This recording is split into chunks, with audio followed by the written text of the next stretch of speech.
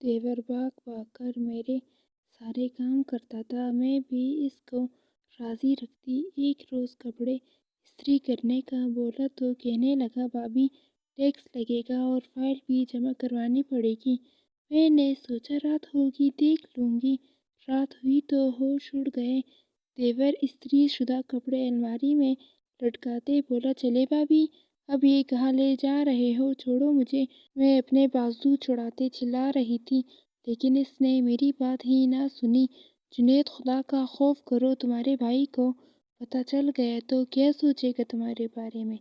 मैंने अपने देवर को अपने शोहर का खौफ दिलाना चाहा, लेकिन इसके सर पर तो जुनून सवार था। इसने मेरी एक ना सुनी। वो मुझे बाजू से खींचता आगे बढ़ रहा था। मैं अपना पूरा जोर लगा रही थी, लेकिन खुद को छुड़ा नहीं पा रही थी। जुनैद, छोड़ो मुझे, अल्लाह का वास्ता है। मैं मिन्नतें कर रही थी, लेकिन उसे मुझ पर ज़रा रहम नहीं आया। वो मुझे खींच कर कमरे की जानिब ले जा रहा था। खौफ से मेरा पूरा जिस्म कांप रहा था, दिल धक धक कर रहा था। आज तो मेरा शौहर भी घर नहीं था और फिर मेरे देवर ने मुझे कमरे में धकेल दिया और दरवाज़ा बंद कर दिया। मैं पटी पटी निगाहों से देवर की जानिब देख रही थी, जो अब सुर्ख आंखें लिए मेरी जानिब बढ़ रहा था। मैं फिर से रोने लगी, मुझे जाने दो प्लीज़। मैं और मेरी आवाज़ गले में ही रह गई। इसने एक ज़ोरदार थप्पड़ मेरे गाल पर रसीद किया था। मैं तो हक्का बक्का रह गई थी। मुझे अपने देवर से ऐसी उम्मीद नहीं थी।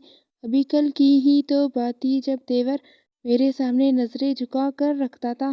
कभी इसने आंख उठाकर मुझे देखा भी नहीं था।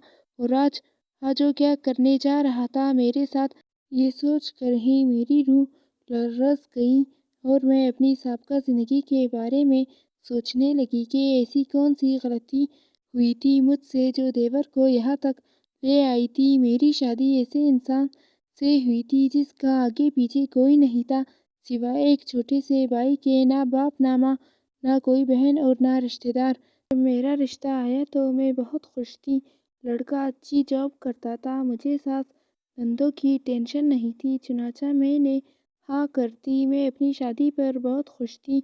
सब कुछ मेरे मुताबिक हुआ था। मेरा शौहर अच्छा इंसान था, वो ज़्यादा मसरूफ़ रहता था। मेरा एक 14-15 साल का देवर था जो स्कूल में पढ़ता था। मेरे शौहर ने बताया कि इसकी गैर मौजूदगी में सारा काम देवर करता था। वो सुबह उठकर अपने लिए और अपने बड़े भाई के लिए नाश्ता बना देता था। इतवार वाले दिन मशीन लगा कर कपड़े धो देता था। 2 दिन बाद पूरे घर की सफाई कर देता था। शाम का खाना बाहर से ले आता। वो पढ़ने में अच्छा था, इसलिए रात को अपने लिए चाय बनाता तो अपने भाई के लिए भी बना देता। मैं ये सब सुनकर हैरान रह गई। वो सीधा साधा मासूम लड़का काफ़ी मेहनती था। फिर मेरे शौहर ने मेरा हाथ थामते कहा कि मेरा भाई बहुत छोटा था जब माँ बाप एक हादसे में हमें छोड़कर चले गए। अपना और अपने भाई का पेट पालने के लिए मैं काम करने लगा।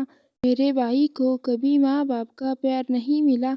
वो अल्लाह के करम से पल गया और अब मुझे संभाल रहा है। मैं बस पैसे कमाता हूँ, लेकिन घर कैसे बनाते हैं ये मेरे 14-15 साल भाई को अच्छे से पता है। अब तुम आ गई हो ना, तो इसका ख्याल करना, उसे अपने छोटे भाई या बेटे जैसी मोहब्बत देना। मैंने ये सब बातें खामोशी से सुन ली और अपने शौहर से कहा कि फ़िक्र मत करें और मैं सब संभाल लूँगी। लेकिन सच बात तो ये थी कि मुझे थोड़ा गुस्सा आया था कि मेरा शौहर अपने भाई की तारीफ़ ही किए जा रहा था। खैर, अगले दिन मेरी आंख देर से खुली। देखा तो शौहर जा चुका था। मैं बाहर आई तो देवर को किचन में चाय बनाते देखा। आजकल इसके इम्तिहान हो रहे थे। वो खूब दिल लगा कर पढ़ता था। उसे देखकर मेरे जहन में एक ख्याल आया और मैंने फ़ौरन अमल करना ज़रूरी समझा। जुनैद, मैंने उसे प्यार से पुकारा। जी भाभी, इसने फ़ौरन अदब से जवाब दिया। इसकी नज़रें झुकी हुई थी। इसके चेहरे पर मुझे खौफ भी दिखाई दिया था। मैंने सुना है तुम नाश्ता बहुत अच्छा बनाते हो। मैं भी तुम्हारे हाथ का नाश्ता करना चाहती हूँ। मुझे कराओगे नाश्ता? मेरी बात सुनकर इसने हैरत से सर उठाकर मुझे देखा। इसकी आंखों में हैरानी थी। हाँ बेटे, मैं अभी बना देता हूँ। وہ خوش ہو گیا تھا اور پھر خوشی خوشی ناشتہ بنانے لگا۔ میرا پلان کامیاب ہو چکا تھا۔ میں ایک انگڑائی لیتے اپنے کمرے میں واپس آ گئی اور اپنے بیڈ پر لیٹ کر موبائل چلانے لگی۔ 10-15 منٹ بعد ہی جنید گرما گرم ناشتے کے ساتھ حاضر تھا۔ میری بھوک ایک دم ہی بڑھ گئی تھی۔ خوشبو تو بہت اچھی آ رہی ہے، میں نے تعریف کرتے کہا۔ بھابھی اب پہلے کھا کر دیکھیے، پھر بتائیے گا یہ پراٹھا کیسا بنا ہے، اور آملیٹ بھی۔ اس کے چہرے پر معصوم بچوں جیسی مسکان تھی۔ میں دل میں ہنس دی۔ وہ چلا گیا اور میں نے خوب اچھے سے ناشتہ کیا۔ اس کے بعد میں پھر سے سو گئی۔ جب اٹھی تو لنچ ٹائم تھا، گرمیوں کا موسم تھا۔ اب میرا کچھ بھی بنانے کو دل نہیں تھا۔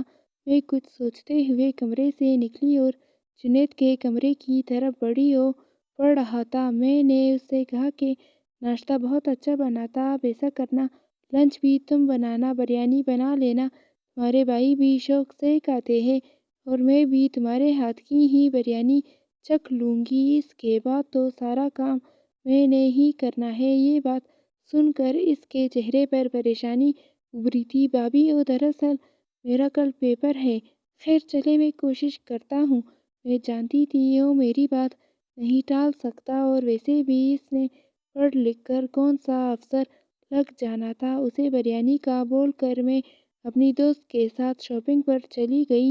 3 گھنٹے بعد لوٹی تو سارا گھر چمک رہا تھا۔ میں سمجھ گئی تھی صفائی میرے دیور کی کمزوری تھی، وہ گھر کو گندا نہیں دیکھ سکتا تھا، اور پھر میری یہی روٹین چل نکلی۔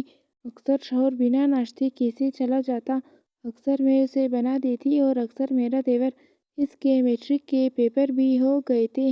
اب وہ فری ہوتا تو سارا گھر کا کام بھی کر دیتا تھا، کیونکہ میں تو ناشتے کے بعد فوراً سو جاتی تھی اور اٹھ کر اپنے کمرے کی صفائی کر لیتی تھی۔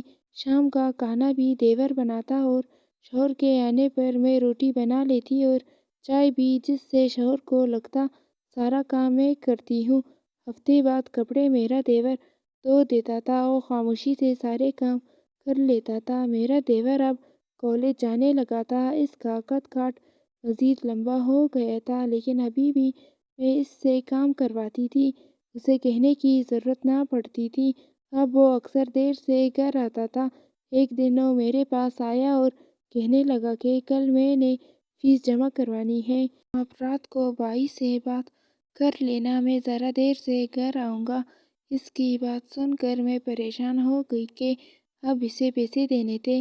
کالج کی فیس کم از کم 1 لاکھ تو ہوگی نا، اور میں ایسا بالکل بھی نہیں چاہتی تھی کہ میرا شوہر فضول میں اتنے پیسے اپنے بھائی کو دے۔ شام کو میں نے شوہر کو بتایا ہی نہیں، اور صبح ہوئی تو دیور نے فیس کا پوچھا۔ میں نے جھوٹ بولا اور کہا کہ تمہارے بھائی کہہ رہے تھے یہ کہ ہاتھ ابھی تنگ چل رہا ہے، اسی لیے پیسوں کا انتظام نہیں ہو سکتا۔ یہ سن کر دیور پریشان ہو گیا، اس کا منہ لٹک گیا اور وہ خاموشی سے چلا گیا۔ میں نے سکون کا سانس لیا، اور اس کے بعد دیور نے دوبارہ شوہر سے کوئی بات نہ کی۔ وقت گزرتا گیا، میں بھی اپنی زندگی میں مصروف ہو گئی اور دیور بھی، البتہ ابھی جس وقت مجھے دیور فارغ ملتا میں اس سے کام پر لگا دیتی۔ مجھے شروع سے ہی کام کرنے کی عادت نہیں تھی، بلکہ یوں کہہ لیں کہ میں کام چور تھی۔ میں نے سوچا تھا سسرال جا کر نوکرانی رکھ لوں گی، لیکن مجھے مفت میں کام کرنے والا دیور مل گیا تھا، اس لیے ان نوکرانی کی اب بھلا کیا ضرورت تھی۔ جس دن شوہر گھر ہوتا میں طبیعت خراب ہونے کا بہانہ بنا لیتی اور شوہر اس دن کھانا باہر سے لے آتا۔ میں بالکل ویسی زندگی جی رہی تھی جیسے میں چاہتی تھی۔ میرا دیور اب رات کو 10-11 بجے واپس آتا تھا، اور صبح جب میں اٹھتی تو کچن صاف ستھرا ہوتا، کیونکہ رات کو دیور سارے برتن دھو کر اور کچن کی صفائی کر کے سوتا تھا۔ مجھے کہنے کی ضرورت نہیں پڑتی تھی۔ ایک دن میرے شوہر نے دیور سے پوچھ ہی لیا کہ تم رات گئے تک کہاں رہتے ہو؟ اس پر دیور نے کہا کہ میں ٹیوشن پڑھاتا ہوں۔ دیور نے سپورٹ سے لہجے میں جواب دیا اور چلا گیا۔ پہلے تو میں ڈر گئی کہ کہیں دیور فیس کا ذکر نہ کر دے، کیونکہ دیور کے نام پر میں اکثر اپنے شوہر سے پیسے لیتی تھی، وقت گزرتا گیا، دیور اب بڑا ہو چکا تھا۔ وہ کسی کام کے سلسلے میں شہر سے باہر چلا گیا اور وہ 2 مہینے میں نے کس مشکل سے گزارے تھے یہ میں ہی جانتی تھی۔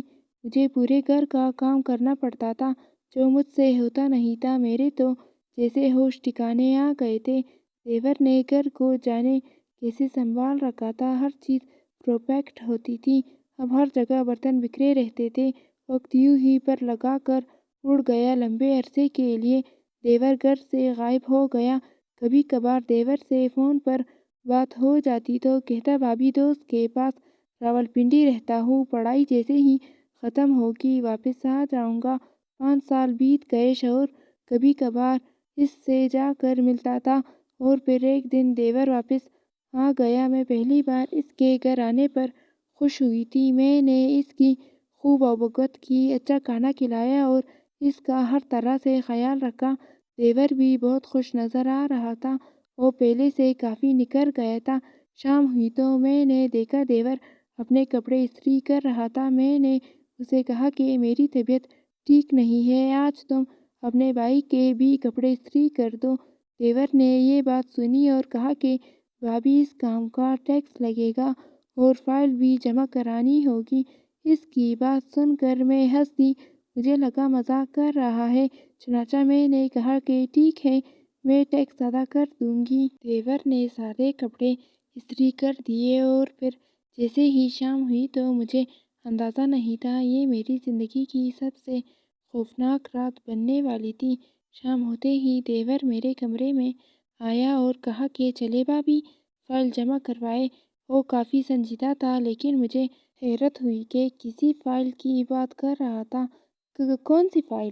میں نے حیران ہوتے پوچھا۔ یہ تو آپ کو آفس پہنچ کر ہی پتہ چلے گا، دیور نے اسی سنجیدگی سے جواب دیا۔ اگر یہ مذاق ہے تو میرے پاس بالکل بھی ٹائم نہیں ہے، مجھے ضروری کام سے جانا ہے، میں نے لاپرواہ انداز میں کہا اور اپنا بیگ اٹھاتی کمرے سے باہر نکل آئی۔ لیکن دیور نے آگے بڑھ کر جھٹکے سے میری بازو تھام لیے۔ مجھے تو جیسے کرنٹ لگا تھا۔ جس دیور نے کبھی مجھے نظر اٹھا کر نہیں دیکھا تھا، اس نے آج مجھے چھوا تھا اور یہ بہت بڑی بات تھی۔ یہ کیا بدتمیزی ہے؟ چھوڑو میرا بازو، میں نے ڈرتے ہوئے کہا۔ چھوڑ دوں گا پر پہلے سارے حساب برابر کرنے ہیں۔ دیور کا انداز کچھ ایسا تھا کہ میری ریڑھ کی ہڈی میں سنسناہٹ دوڑ گئی۔ میں نے خود کو چھڑانے کی بہت کوشش کی لیکن دیور مجھے کھینچ کر کمرے کی جانب لے جانے لگا۔ میں ڈر گئی تھی اور اب اسے یہ کہہ رہی تھی کہ تمہارا بھائی تم سے ناراض ہو جائے گا اگر اس نے تمہیں مجھ سے بدتمیزی کرتے دیکھ لیا، پر اس نے میری ایک نہ سنی۔ وہ مجھے اپنے کمرے میں لے گیا اور ایک زوردار تھپڑ مجھے دے مارا۔ یہ تھپڑ اس لیے کہ آپ نے بھائی کو ہمیشہ دھوکہ دیا۔ وہ غصے سے لال پیلا ہو چکا تھا۔ میں تو حیران رہ گئی تھی۔ پھر اس نے ایک فائل اٹھائی اور میرے سامنے پھینکی۔ آپ جو چھپ چھپ کر بزنس کر رہی ہے یہ اس کی تفصیل ہے۔ آپ کے ذمہ جتنا بھی ٹیکس ہے وہ آپ کو ادا کرنا ہوگا۔ وہ کیا بول رہا تھا مجھے کچھ سمجھ نہ آیا۔ اور یہ دیکھیے میں ایک انکم ٹیکس آفیسر ہوں، جانتا ہوں آپ غلط کاموں میں ملوث ہیں، لیکن اس سے پہلے کہ انکم ٹیکس والے آپ کو لے کر جائے خاموشی سے ٹیکس ادا کریں۔ اس نے اپنا کارڈ میرے سامنے کیا اور میں حیران رہ گئی۔ وہ واقعی آفیسر بن چکا تھا۔ اتنا لمبا عرصہ وہ گھر سے اس لیے غائب تھا کہ وہ ٹریننگ پر گیا ہوا تھا۔ اور اس فائل میں وہ سارا حساب کتاب ہے جو آپ نے میرے نام پر بھائی سے پیسے لیے، سارے آپ کو آج مجھے ادا کرنے ہیں۔ میں خالی خالی نظروں سے دیور کو دیکھ رہی تھی، جانے اسے کیسے میرے بزنس کا پتہ چل گیا تھا، حالانکہ میں نے بہت رازداری سے سارا کام کیا تھا۔ جانتی ہیں، آپ جب پہلی بار اس گھر میں آئی تھی تو میں نے آپ کو بھابھی نہیں ماں سمجھا تھا۔ میں پیار کا بھوکا بچہ تھا، میں تھک گیا تھا اپنے نازک ہاتھوں سے کام کرتے کرتے، پر آپ نے کیا کیا؟ آپ نے مجھے نوکر بنا لیا۔ دیور کی آنکھوں میں آنسو آ گئے اور میرا سر جھک گیا۔ میں جانتا تھا اگر میں نے انکار کیا تو آپ مجھ سے نفرت کرے گی، بھائی کو میرے خلاف بھڑکائے گی، اسی لیے میں خاموشی سے آپ کی ہر بات مانتا گیا۔ ایک ایسا آئینہ دکھا رہا تھا وہ آج مجھے، میں تو جیسے زمین میں گر گئی تھی۔ آپ چاہتی تو نوکرانی رکھ لیتی، پر نہیں، آپ کو مفت میں سب مل رہا تھا۔ خیر یہ وقت ان باتوں کا نہیں ہے۔ میرے آفس والوں نے یہ فائل مجھے دی ہے اور وہ آپ کو گرفتار کرنا چاہتے تھے۔ میں نے ان کی منتیں کی کہ میں آپ کو منع کروں گا، کیونکہ میں نہیں چاہتا آپ کی وجہ سے میرے بھائی کی بدنامی ہو، اور یہ سنتے ہی میں پھوٹ پھوٹ کر رو دی۔ جانے کیوں میں پتھر دل بن گئی تھی۔ میرے اندر لالچ آ گیا تھا۔ میں نے اپنی دوست کے کہنے پر شوہر سے چھپ کر بزنس شروع کر لیا، لیکن میں جانتی تھی یہ غلط کام تھا، پر لالچ نے مجھے اندھا کر دیا تھا۔ اب وقت یہی تھا کہ میں توبہ کرتی، اپنے دیور سے بھی معافی مانگ لی تھی اور سارے پیسے اسے دے دی تھی۔ چنانچہ میں نے ایسا ہی کیا، سارا حرام کا پیسہ انکم ٹیکس والوں کو دے دیا، دیور سے معافی مانگی۔